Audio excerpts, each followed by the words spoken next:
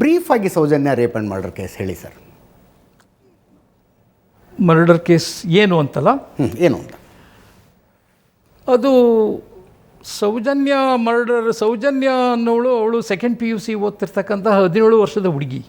ಅದೇ ಮಂಜುನಾಥ ಕಾಲೇಜಲ್ಲಿ, PU ಕಾಲೇಜಲ್ಲಿ, ಅಲ್ಲಿ ಉಜಿರೆಯಲ್ಲಿ ಓದ್ತಾ ಇದ್ಲಂತ.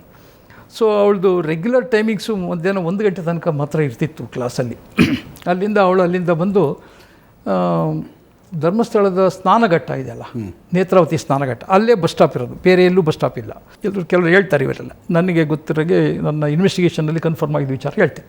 ಅಲ್ಲಿ ಬಂದು ಇಳಿದುಬಿಟ್ಟು ಅಲ್ಲಿಂದ ಪಾಂಗಳ ಅಂತ ಹೇಳಿ ಹುಡುಗಿಯ ಮನೆಯ ಏರಿಯಾ, ಅಲ್ಲಿ ಒಂದು 3-4 ಮನೆ ಇದೆ ಅಷ್ಟೇ, ಅಲ್ಲಿಗೆ ನಡ್ಕೊಂಡು ಬರ್ತಾಳೆ. ಈಗ ಹುಡುಗಿ ಅಲ್ಲಿ ಇಳಿದುಬಿಟ್ಟು ಅಲ್ಲಿಂದ ನಡ್ಕೊಂಡು ಹೋಗ್ತಾ ಇದ್ಲು. ಆ ದಿನ ಅವಳಿಗೆ ಸ್ಪೆಷಲ್ ಕ್ಲಾಸ್ ಏನೋ ಇತ್ತು. ಆ ಸ್ಪೆಷಲ್ ಕ್ಲಾಸ್ ಮುಗಿಸ್ಕೊಂಡು ಹೋಗಿದ್ಲು. ಆಗ 4 ಗಂಟೆಗೆ ಅವಳಲ್ಲಿ got down by the bus. ಅಲ್ಲಿ ಇಳಿದ್ಬಿಟ್ಟು ಅಲ್ಲಿ ನಡ್ಕೊಂಡು ಹೋಗ್ತಾಳೆ. ಅಲ್ಲಿಯೇ ಬಸ್ ಸ್ಟಾಪ್ ಹತ್ರನೇ ಅವಳು ಎದುರಿಗೇ ಅವಳದು ಚಿಕ್ಕಪ್ಪ ವಿಠಲ್ಗೌಡ ಮಾವ ಒಂದು ಹೋಟ್ಲಿದೆ, ಸ್ಮಾಲ್ ಹೋಟೆಲ್, ಪಕ್ಕ ಅಂಗಡಿಗಳೆಲ್ಲ ಇದೆ. ಅಂಗಡಿಯಿಂದ ಅಲ್ಲಿ ಮೆಟ್ಲ ನಿಂತ್ಕೊಂಡು ವಿಶ್ ಮಾಡ್ತಾನೆ ಅವಳಿಗೆ. ಇದು ಬಂದಿದ್ದಾಳೆ ಅನ್ನೋದಕ್ಕೆ ಒಂದು ಇದು ಕನ್ಫರ್ಮೇಷನ್ ಅವನಿಗೆ. ಚಿಕ್ಕಪ್ಪ ಅಂದರೆ ಅಲ್ಲ, ಅವಳಿಗೆ ಮಾವ ಅವ್ರ ತಾಯಿಯ ತಮ್ಮ. ಆಮೇಲೆ ನಂತರ ಅಲ್ಲಿ ಇಳಿದ್ಬಿಟ್ಟು ಅವಳು, by that time it was A rainy day, drizzling ಇರುತ್ತೆ, ಯಾವಾಗಲೂ ಮಳೆ ಇರುತ್ತೆ. ಅವಳು ಗಾಟ್ ಒಂದು ಅಂಬ್ರಲ್ಲ ಆಲ್ಸೋ.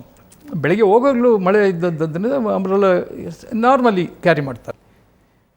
ಇಲ್ಲಿ ಕ್ರಾಸ್ ಆಗುವಾಗಲೂ ಸಹ ಅವನಿದ್ದಾನೆ. ಈ ಪ್ಲೇಸ್, ಅಫೆನ್ಸ್ ಆಗೋ ಪ್ಲೇಸ್ ಹೆಂಗಿದೆ ಅಂದರೆ ಅದಾದಮೇಲೆ ಬರುತ್ತೆ, ಮಧ್ಯದಲ್ಲಿ ಬರುತ್ತೆ. ಮಧ್ಯದಲ್ಲಿ ಬಂದಾಗ ಅಲ್ಲಿ ಏನಾಗುತ್ತೆ, ಇವಳು ಹೋಗುವಾಗ ಈಗ ಇವಳು ಎಡಗಡೆಗೆ ನಡ್ಕೊಂಡೇ ಹೋಗ್ತಾಳೆ.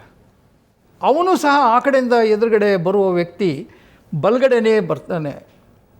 ಅವನು ಎಡಕ್ಕೆ ಬರಲ್ಲ, ಲಾರಿ ಕಡೆದು ಅವನು ಬರಲ್ಲ. ಬೆಟರ್ ರೋಡ್, ಬೆಟರ್ ಫುಟ್ಪಾತ್ ಅಂತ ಆ ಕಡೆಯಿಂದನೇ ಬರ್ತಾನೆ. ಬರುವಾಗ ಅಲ್ಲಿ ಇವಳು ಒಬ್ಬಳೇ ಛತ್ರಿ ಹಿಡ್ಕೊಂಡು ಬರ್ತಿರ್ತಾಳೆ. ಹತ್ತಿರ ಬಂದಾಗ ಈ ಡೆವಲಪ್ಡ್ ಸರ್ಟನ್ ಐಡಿಯಾಸ್, ಅದನ್ನು ಮಹಾಬಲಿ ಶೆಟ್ಟಿ ಅವರು ತಿಳಿಸ್ತಾರೆ, ಅವರು ರಿಪೋರ್ಟಲ್ಲಿ ಎಲ್ಲ ಕೊಟ್ಟಿದ್ದಾರೆ. ಮತ್ತು ಅವನ ಸ್ಟೇಟ್ಮೆಂಟಲ್ಲೂ ಸಹ ಬಂದಿದೆ. ಅವನಿಗೆ ಒಂದು ಅಲ್ಲಿಗೆ ಆಮೇಲೆ ಬರ್ತಾನೆ, ಅವಳನ್ನು ನೋಡ್ತಾನೆ, ಆಮೇಲೆ ಅವಳಿಗೆ ಕರೀತಾನೆ, ಹೆಸರು ಕೇಳ್ತಾನೆ.